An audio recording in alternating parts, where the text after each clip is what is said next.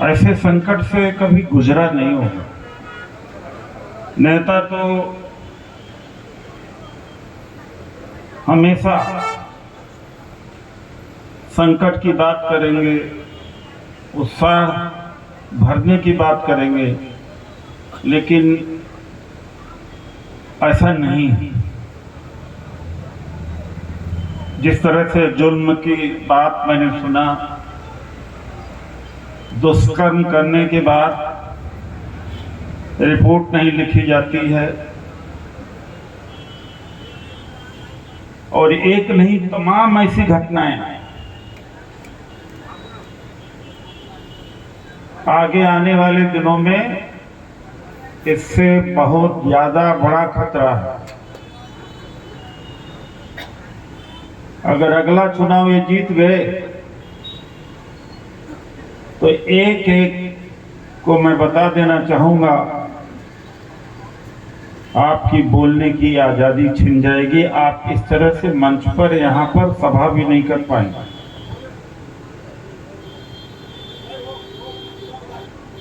इसलिए यह बात केवल पीड़िता से संबंधित नहीं है। या आशुतोष बिसेन जी जो असंगठित कामगार एवं कर्मचारी कांग्रेस प्रदेशाध्यक्ष है, उन्हीं से संबंधित नहीं है, इस सब से संबंधित है। केवल दलित से ही संबंधित नहीं है। अकलियत की हालत तो और ज्यादा खराब है। आज दाढ़ी वाला किसी हिंदू बाहुल्य एरिया में शाम को गुजर नहीं सकता, तो खतरा एक के ऊपर नहीं, मजदूर के ऊपर, महिलाओं के ऊपर, दलित के ऊपर, पिछड़ों के ऊपर, सबके ऊपर। लेकिन कोई बात जरूर है कि हवा में बड़ा जहर सा घुल गया है। मुझे मालूम है कितनी अपील के बाद आप यहां आए होंगे। एक समय था महंगाई के, प्याज की महंगाई पर सरकार बदल जाती थी। 400 का सिलेंडर 1100 में हो गया। मैं अपने आप मैंने देखा नहीं, लोग सड़क पर आकर के, जो जनता आकर के विरोध करे। हिंदू और मुसलमान के बीच इस तरह से झगड़ा लगा दिया गया है। और दूसरी बात, अगले जीवन की बात कहकर वर्तमान जीवन की बात से आपका ध्यान ही हटा दिया गया है। मैं अभी आ ही रहा था, कांग्रेस से हेडक्वार्टर से फोन आया। मैं राष्ट्रीय प्रवक्ता भी हूं। तो आज मोदी जी कल ही बल्कि कि क्या बजरंगबली के नाम से मशीन, ईवीएम मशीन का बटन दब सकता है, रोजगार के नाम पर नहीं, मानवता के नाम पर नहीं। ये प्रधानमंत्री का वक्तव्य है। यानी आज वर्तमान में आप अपने बच्चों की शिक्षा, अपनी मजदूरी, अपने अधिकार की बात आप भूल जाइए। बजरंग दल क्या कभी महंगाई के खिलाफ खड़ा होता है? ये जो बलात्कार हुआ, क्या कभी खड़ा हुए? अग्निवीर योजना में कितना लागू करने के बाद किस तरह से प्रताड़ित हुए, किसानों को किस तरह से परेशान किया, बजरंग दल के लोग कभी खड़े हुए? इसलिए से मैं कह रहा हूं कि बजरंग बली के तमाम भक्त यहां भी होंगे। जो बजरंग बली का नाम ले रहे हैं वो बजरंग बली को मानते नहीं, मानते आप हैं। वो बजरंग बली को वोट के खातिर इस्तेमाल करते हैं, भगवान राम को वोट के खातिर इस्तेमाल करते हैं। और आप कहते नहीं, लेकिन आस्था आपकी ही है राम में, और बजरंग बली में उनको आस्था नहीं है। अब इससे बड़ा क्या जीता जागता सबूत हो सकता है कि एक देश का प्रधानमंत्री बजरंग बली के नाम से वोट मांग रहा है? यहाँ खोलने वाली नहीं, नौकरी देने के नाम पर वोट मांग लो। यानी उन्हें आस्था नहीं है, वो बजरंग बली में आस्था नहीं रखते, भगवान राम में आस्था नहीं रखते, वोट का साधन बना रखा है। जंतर मंतर पर पहलवान बैठे हुए, दुष्कर्म हुआ है, आप लोग जानते हैं कि नहीं जानते? प्रमुख मीडिया नहीं दिखाएगी इस बात को। हम भी गए थे 2 बार। उनका कहना है कि 10 नहीं, 20 नहीं, 100 नहीं, 1000 लड़कियों के साथ दुष्कर्म हुआ है। 1000। और उन लोगों के साथ जो देश की गौरव हैं, अंतर्राष्ट्रीय स्तर पर उन्होंने नाम भारत का ऊंचा किया है, उनको न्याय नहीं मिल रहा। क्यों नहीं मिल रहा जानते हैं? आपको भी न्याय मिल नहीं रहा हो जानते हैं? वोट के समय में सबको हिंदू बना देते हैं और मुसलमान को दुश्मन दिखा करके। क्षति सबसे ज्यादा किसकी होती है? हिंदू की होती है। मुसलमान की पहले से भी कोई माली हालत ऐसी नहीं है कि नौकरी में वो नौकरी ज्यादा पा रहे हो। मीडिया के वो मालिक हैं, दे या किस स्टेट के डायरेक्टर जनरल पुलिस या चीफ सेक्रेटरी या सचिव या कैबिनेट सेक्रेटरी या मिनिस्टर या मुख्यमंत्री या कलेक्टर क्या दे दिया है जो कांग्रेस के ऊपर आरोप लगाते हैं तुष्टीकरण का। आपका ध्यान हट जाए, आप अपने अधिकार न मांगे। इसीलिए इतना महंगाई और बेरोजगारी के बावजूद में भी लोग अपने आप नहीं निकल रहे। वातावरण में कुछ अजीब परिवर्तन हुआ है, वरना आशुतोष सेन जी के साथ लाखों लोगों को, हजारों लोगों को स्वतः आ जाना चाहिए थाना घेरने के लिए। इनको जरूरत भी न पड़े बुलाने का, क्योंकि ये लड़ाई ये आपके साथ आज हुआ है तो कल परसों उसके साथ भी हो सकता है, एक किसी के साथ हो सकता है और हो रहा। मैं असंगठित कामगार कांग्रेस की जिम्मेदारी पर हूं।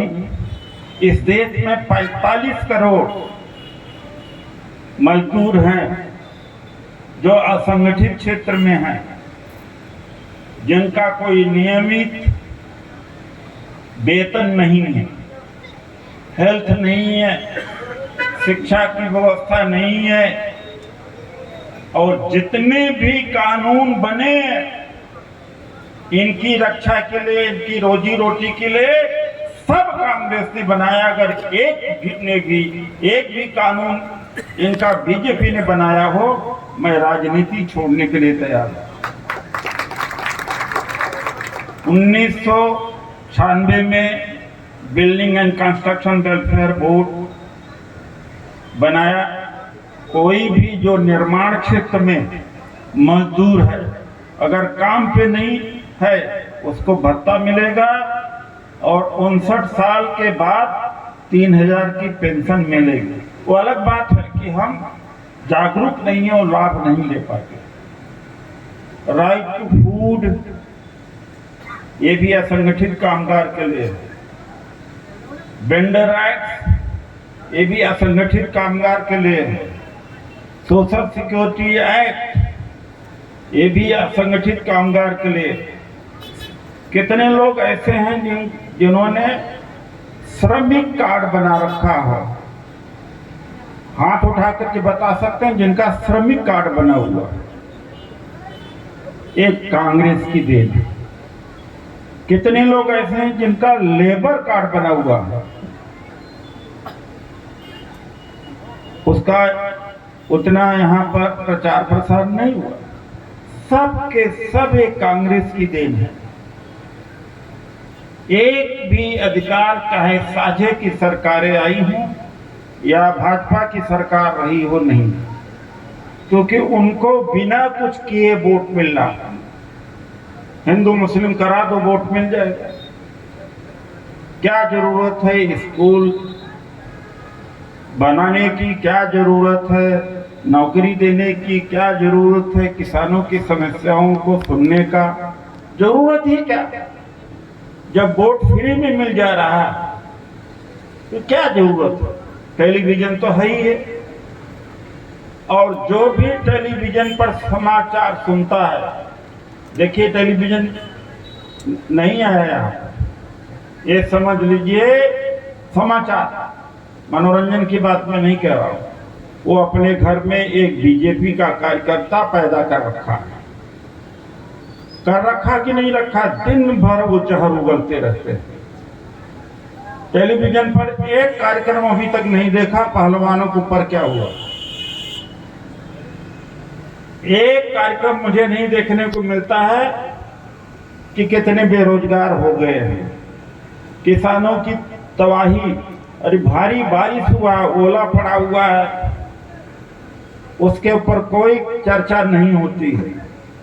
हिंदू और मुसलमान, पाकिस्तान, केरला स्टोरी, किसने क्या कह दिया। और दूसरी बात है कि चर्चा शब्दों के ऊपर होता, उसने ये बोल दिया, उसने ये बोल दिया। जीवन की सच्चाई के ऊपर कोई चर्चा नहीं होता। तो आप लोगों से मैं यही कहूंगा कि टेलीविजन का समाचार बड़े सावधान से सुनना, न सुनना तो ज्यादा अच्छा है। मोबाइल पर आप लड़ाई लड़ना शुरू करो। अगर मोबाइल पर आपने नई लड़ाई लड़ी तो देश की जनतंत्र और संविधान बचेगा नहीं। आपका व्हाट्सएप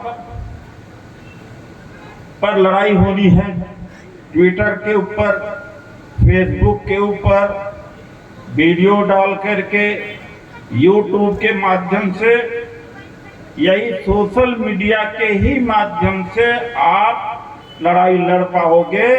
बाकी आपके सामने कोई रास्ता नहीं है। हमारे पार्टी में, कांग्रेस में सोशल मीडिया अर्थात टेक्नोलॉजी का उपयोग बहुत कम होता है। राहुल गांधी जी जब भारत जोड़ो यात्रा पर निकले तो मीडिया ने उनके टी शर्ट के बारे में चर्चा शुरू करी। उल जलूल बातें शुरू करी। जब सोशल मीडिया से बाहर चीजें निकली तो थोड़ा बहुत दिखाया जाने लगा।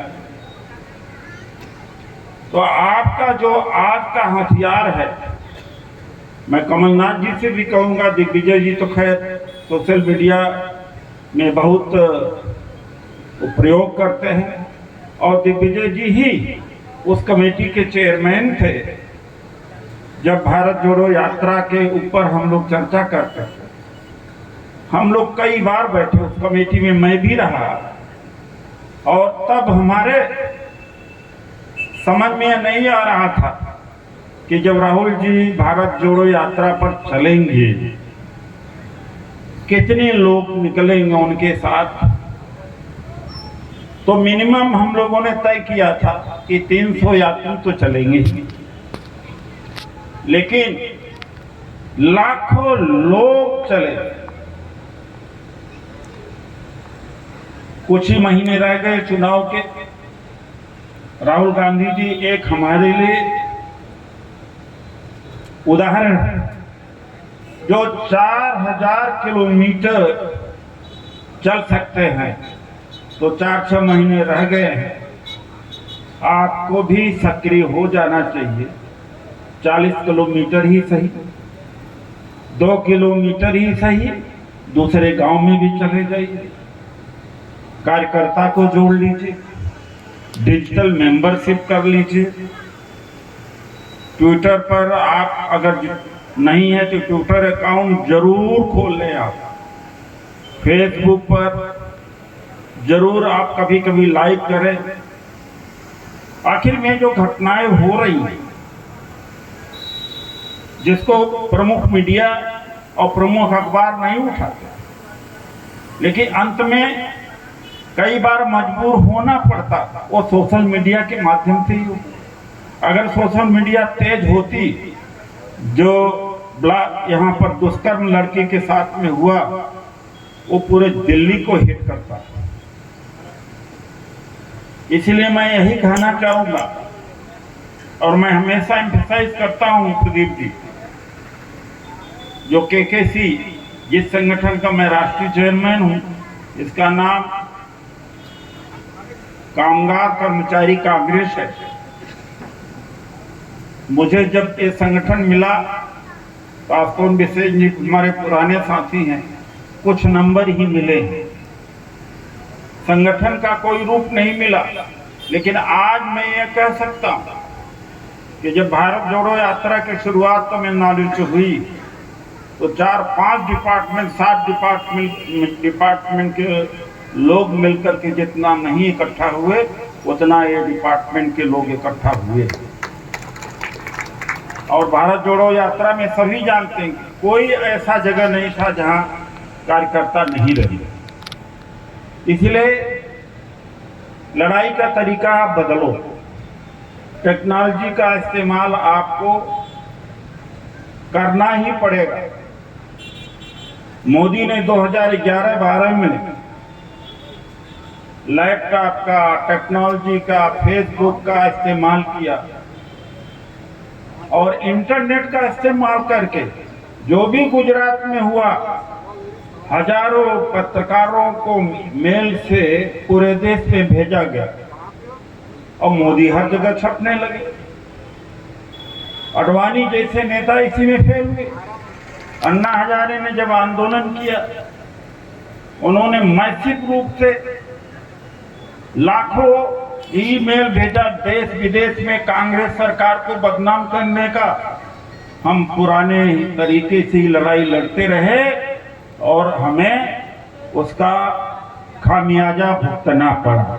इसलिए मैं बड़ा एम्फासिस आप लोगों के लिए कर रहा हूं, जोर दे रहा हूं कि आप संकल्प ले लीजिए कि आपको मोबाइल पर ही चुनाव लड़ना है। इस बार की बात है, सारे एमपीओ को मोदी संबोधित कर रहे थे।